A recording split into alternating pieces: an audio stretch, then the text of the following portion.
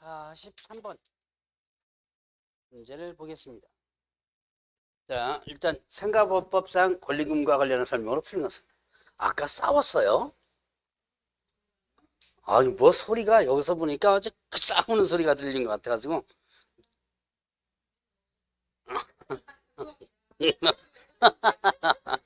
그래서 싸우나? 자, 43페이지 상가법상 권리금과 관련한 설명으로 틀린 거 됐습니다. 자, 1번에 권리금 계약이란 권리금 계약은 누구에게? 신규 임차인이 임차인에게. 여긴 임대인 들어가면 안 된다 그랬죠. 그거 조심하시고요. 그다음에 임차인이 계약갱 요구 거절 사유에 해당하는 경우 임차인은 권리금 보호받지 못한다. 예를 들어서 3기 참여연체 뭐 이런 건 방해도 된다 그랬죠. 그래서 보호받지 못하고. 그다음에 3번에 권리금 지급 방해로 인한 임차인이 임대인에게 손해배상을 청구할 권리는 종료한 날부터 이거 몇 년이었죠? 3년 이내에 행사하지 않으면 시효가 완성된다 그랬습니다. 자, 임차인이 자신이 주선한 신규임차 대련자의 보증금 및 차임을 지급할 자력 또는 그 밖에 임차인으로서 의무 이행 여부 이런 것들을 어떻게 한다? 일단 임대인에게 알려주라 그랬죠. 그 다음에 국토교통부 장관은 법무부 장관과 협의를 거쳐서 표준권리금 계약서 사용 권장할 수 있다 그랬죠. 자, 요거 표준권리금 계약서는 누가 협의? 국장이 법무부 장관과 협의 이렇게 되죠. 자, 그러면 이제 45번 문제 보겠습니다. 상가임대차법에 설명 옳은 것은 상가 건물 임대차를 등기한 때 다음 날부터 제3제도 효력이 생긴다.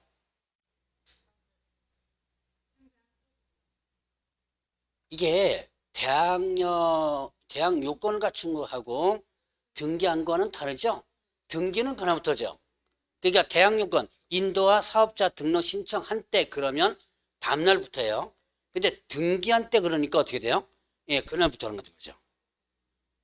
자, 그러면 이미 입주와 사업자 등록을 한 임차인이 확정일자를 받은 일자와 저당권 설정 등 같은 경우 동상가 건물에 대한 경매 시 우선매수권은 임차인이 저당권에 우선한다. 자, 이거 상가와 주택이 거의 똑같은데요. 입주와 사업자 등 한 임차인이 이미 했으니까 이미 입주 선정을 했죠. 그리고 확정일자 받은 날과 저당권이 그러니까 앞에 인도 사업자 등 신청하고 뒤에 확정일자 받았죠. 그날 저당권. 그럼 아까 여기서 주택임대차법에서 나왔던 것 같은데요. 동순이었죠. 이거는요. 그 다음에 임차인은 감염법 예방에 관련 법률에 따른 집합 제한 또는 금지 조치를 총 3개월 이상 받음으로써 발생한 경제사정의 중단 변동으로 폐업한 경우에 임대차 계약을 해지할 수 있고 이 경우 해지는 임대인의 계약 시통을 받은 날부터 1개월이 지나면 효력 발생한다. 자, 이게 감염법과 관련된 부분이죠. 이때는 이제 총 3개월 이상 받음으로써 이렇게 되고요. 해지 통보하면 3개월이 지나면 효력 발생한다 이렇게 됐죠. 자, 그다음 임대차가 묵시적으로 갱신된 경우 존속기간은 임대인이 그 사실을 안 때로부터 1년을 본다. 자, 그 사실을 묵시적 갱신이 되면 그 계약 기간이 어떻게 돼요? 종료된 시점 있죠? 그 끝나는 시점 그때부터 어떻게 돼요? 다시 1년 계산되는 거죠?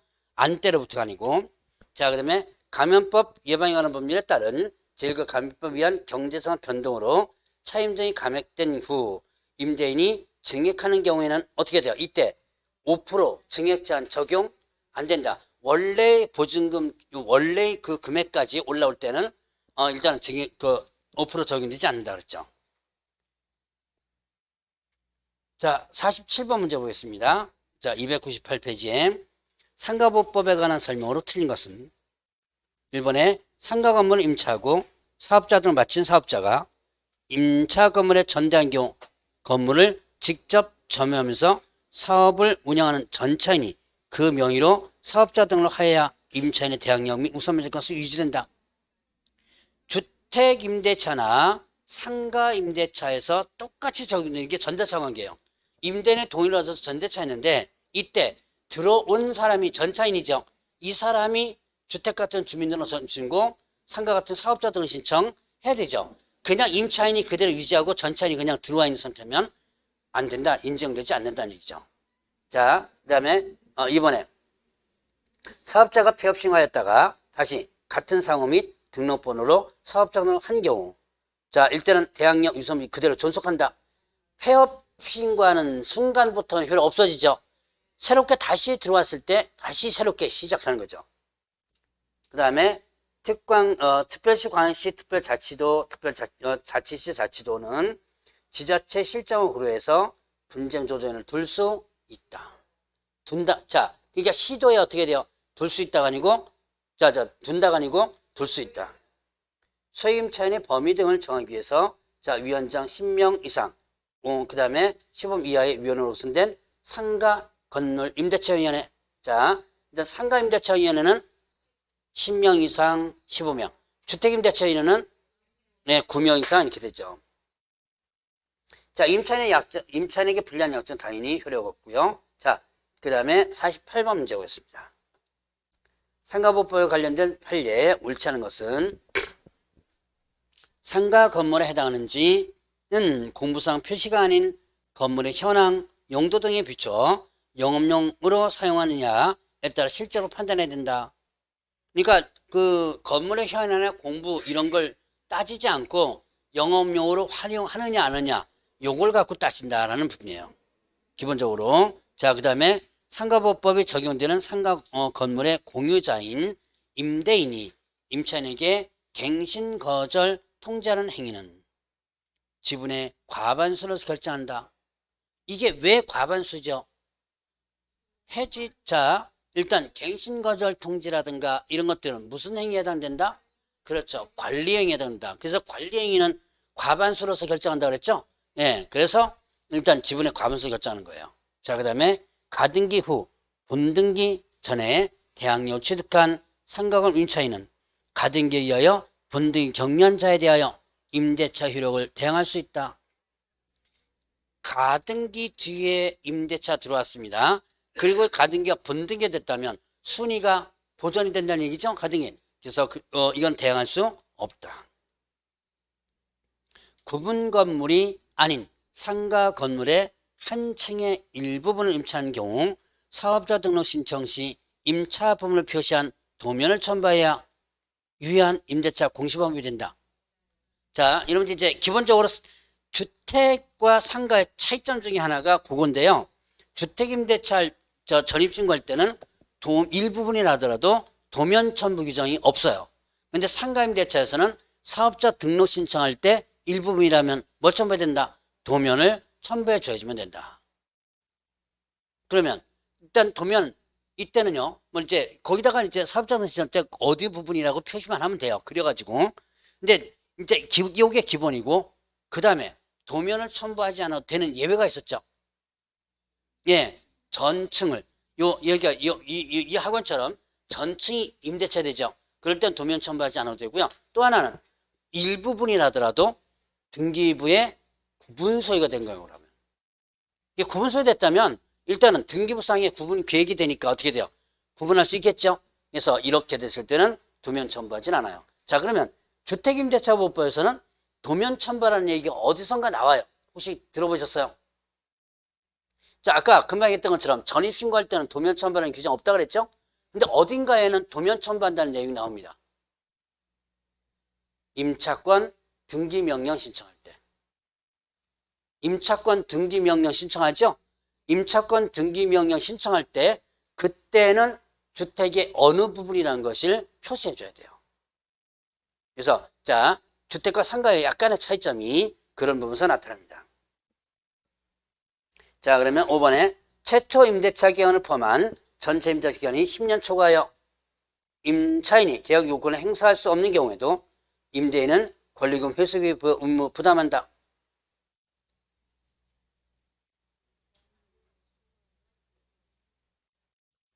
자, 이게 무슨 말이에요? 이미 계약갱신 요구 이렇게 했어도 금액 기간이 다 끝나고 그래도 재계약할 수 있는 거죠. 이건 계약갱신 요구라는 것은 임차인이 임대인에게 요구해서 의무적으로 계약을 갱신해야 될 기간이고 나머지는 자유롭게 갱신할 수 있죠. 예, 그때는 뭐 당연히 보호 의무가 있는 거죠. 그때도. 자, 이제 그런 얘기고요. 자, 넘어갑니다. 경매. 요약집 168페이지 펴보세요.